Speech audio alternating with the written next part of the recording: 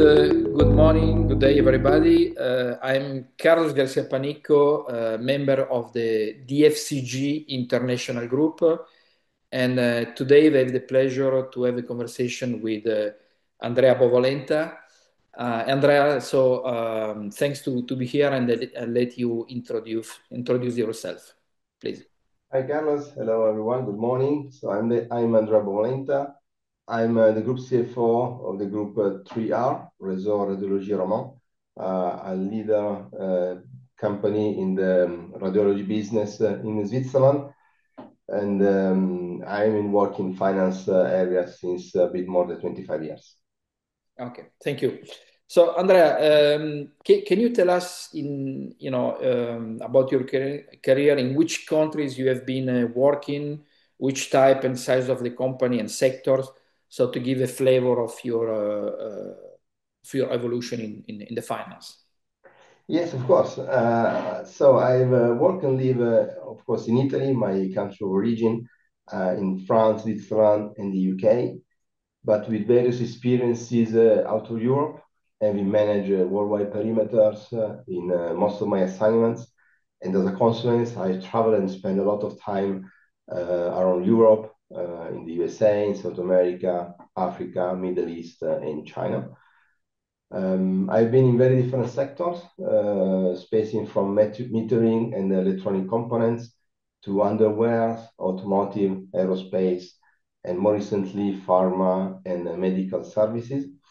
And in big company, big public company, family listed business, and more recently in private equity companies. In terms of size, I'd say that I work in a multi-billion-dollar group like Schlumberger or Safran and Johnson Electric, as well as in a mid-cap company like ATFAM or 3R. Okay. Thank you. So it's quite impressive, career. I know that you have been covering several functions within finance, basically growing from, let's say, a young assistant controller up to a mature group CFO as you are today. Can you tell us what were the key steps you have identified in your career? Yeah. So first of all, I think that the main skill that you need is always to be eager to learn, to remain flexible, and develop a strong adaptability. Then for me, my first experience in Schlumberger was crucial, and I think this thanks to my first boss. So without this first one, I think maybe my career would have turned differently. He really told me everything about finance and transmitted to me all the passion for this job, and I really learned a lot. And I developed the real passion I have for this job thanks for this first bosses. And having said that, spending 7 years in former Schlumberger Industries was also very important for me because there the training for the young finance member was very strong on accounting and controlling. And these helped me to develop and to learn a lot about the foundations of this job. Beside that, I believe that the key steps have been for sure entering private equity environment and work in fast-growing companies, mostly through acquisitions. I will also say that I successfully managed various finance transformation in big organization and also mid-sized group brought me a lot of experiences and knowledge. And on the training side, for sure, I've been lucky enough to follow a master at the London Business School in private equity. Definitely helped me to move from the CFO subsidiaries to a group CFO for a private equity company. That was my wish and my target at the end. And beside that, I would say that, of course, the willingness to move internationally was obviously a key factor. And in this mindset, my criteria never been the place or the country, but always the content of the job, the company, and the feeling with my new boss and the new organization. Okay. Thank you. Very interesting. So I see that the curiosity and the willingness to see different things and to learn. It's something that is key to to grow and to learn more and to and so at the end develop the career. Now, Yes. as you have been working and living in different countries in Europe, can you say something about the difference that you have found between different countries and culture in terms of approach to work-life balance? And also would be interesting to know about what you think about the different communication styles that you can find in different in different countries, and and basically any lesson that lesson learned that you want to share on this on the way to work across Europe. Yeah. So of course, different countries and culture have a different approach to work-life balance. And particularly, I would say when you take managerial position, you cannot neglect this point. Um, I think that there is a very good book, The Cultural Map of Eddie Mayer, that really summarizes what you needed to be successful in your communication style and leadership with regard to the country and or the person you have in front of you. So when you work on an international organization, you are day in, day out aim to deal with different cultures. And in my opinion, or you are able to develop enough empathy and humility and to understand the different behavior and the communication style based on the colleagues and generally the people you deal with, or you will struggle a lot in the position. From my experience, I get that this is not easy and not everyone's character is able to make this mind move. But I believe that sooner or later you feel that you are not at the right place if you cannot be on this mind, and you will not happy anymore. This will affect your work performance, your work-life balances, and I see this happening quite often around me. And you probably aim to desire to go back to your country, just that. So, and nothing wrong with that. By the way, I think international move is not for everyone. It's not a line between a good or a better person or a manager or a good career. It's just a way to live your life and your career. Nonetheless, if you succeed in the integration, the work and the life experience, I think, will be incredible. I guarantee you will develop skills that you didn't think to have. You will be unique relationships. You will learn from your peers, your bosses exponentially, just because of working in a multicultural environment. So this is a unique experience that you can understand only when you live it. Yeah. Okay, it's very interesting. So uh, you say that international move is not for everybody, and this I can understand. Now, let me ask this question: if you would have to give some advice or some tips to a young professional that is willing to start an international career and to move abroad from his, his native countries.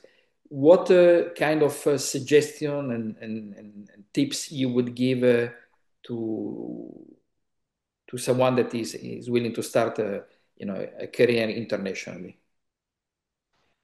Yes, of course. For what concern myself, I mean, what I think, I would recommend to constantly work on few skills, to master the basics. So build a strong foundations in accounting, in reporting, budgeting, financial analysis. So understand not just the number, but what drives them. Today, I cannot neglect to leverage technology. So get comfortable with Excel, but also ERP system, business intelligence tools, automation, and the technical skill will multiply your impact at the end. And of course, I think it's also very crucial to think business, not just finance. So you need to learn to the business model, the key drivers, and how you and your team can really influence the decision making and the profitability. I also mentioned to communicate and solve problems, so to be able to present insights clearly, suggest actions, and focus on analysis, not just reporting numbers, and not be absolutely just a yes man for your boss in particular. And obviously, last but not least, be ethical, curious, and adaptive. So maintain your integrity, don't stop to learn, network across the function, and basically be open to new experiences and role. And about international move, I think it's really something personal, but if you're open to take a challenge to leave your country for professional life, professional experience, I would just tell you do it without barriers in your mind or prejudices. And again, you will surprise how fast your mindset will switch, and you will find yourself to consider a world without borders. And you will learn a lot from other cultures. And I think that is there anything better and most important today, in particular, that feel part of a worldwide community where differences are strengths at the end. And of course, you cannot forget that beyond the technical skill that you will learn and international experiences develop a broad set of cross-cutting competencies that can transform how you work, you lead, you think. Just to mention some, I already mentioned maybe empathy, resilience, adaptability, or just to be comfortable, to be out of your comfort zone. This is something that, from my experience, you really learn when you move. You have this opportunity to live among other culture and other thought people different from you. Okay. Uh, Very good. So, Andrea, you have mentioned about technology and tools, which have been changing a lot over, I mean, over the past year. So, general question: what is your, I mean, you have seen evolving the role of finance function over the past over the past, let's say, 20, 25 years, and how do you see the impact of the technology on now on the finance fund? So it would be interesting to have your view on this point. Yeah, I think it is undeniable that the artificial intelligence is already bringing some support to our accounting controlling task, and no doubt they will continue with, I would say, exponential progression. I believe that accounting and controlling specific will be probably replaced by artificial intelligence, and I strongly believe that the store of finance need to move to be more focused on financial strategy and I would say cash management. But I think that the artificial intelligence represents really a major opportunity for finance community to really enhance efficiency, data accuracy, and the strategic impact, to really move from a role of data reporting to a more real sparring partner for the company to develop the evolution of the company. Automating routing activity. By automating routing activity, I think we can focus more on analysis of the business and again to play a key role as a business partner. And yeah, so of course the finance, I think that need to be positioning from in a new area and a new role because everything that is recurrent and repetitive, it's no doubt that artificial intelligence can really give us a huge help. Okay. Yeah, it's a very interesting topic. Okay, now if we come more, on your current role as a group CFO on the, let's say, mm, medical business, what I mean, how you would describe your role today as a group CFO, and what worries you the most today in your day-to-day business? Or in other words, what keeps you as a CFO awake at night? And this is a very good question. So, from my experience, again, I think that today, first of all, the CEOs and the organization as a whole are looking for different anima, present in the same person, the same CFO. So I think that first of all, the CEO in these last years really look for a real sparring partner, as I already say, not just a yes man, all but a yes man, I would say.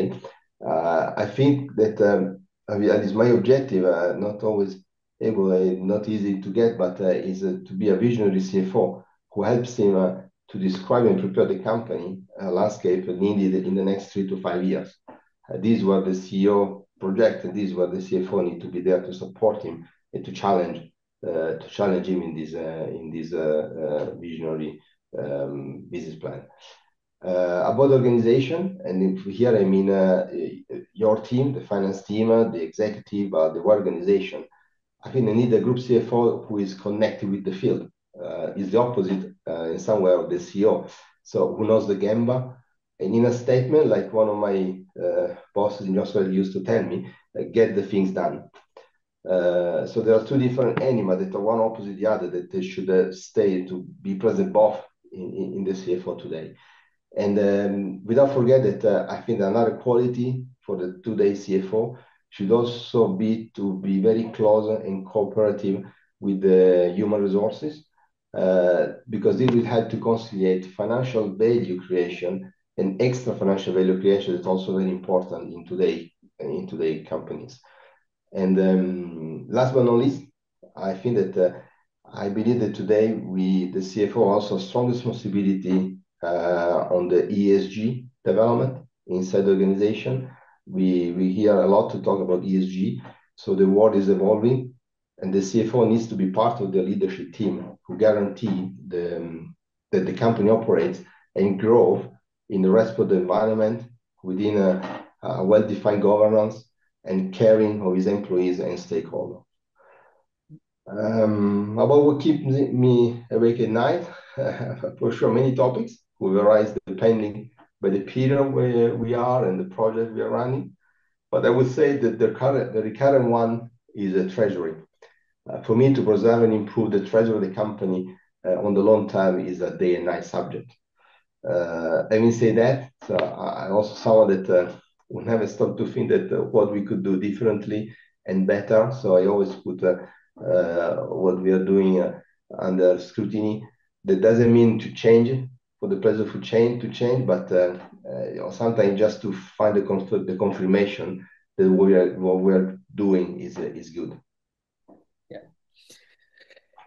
Okay, Andrea. So very interesting.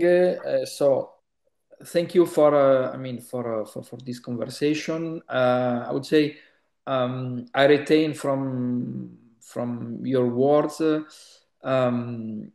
the fact that working to have an international career is not from everybody. Is something that you have to be willing to exit from your comfort zone.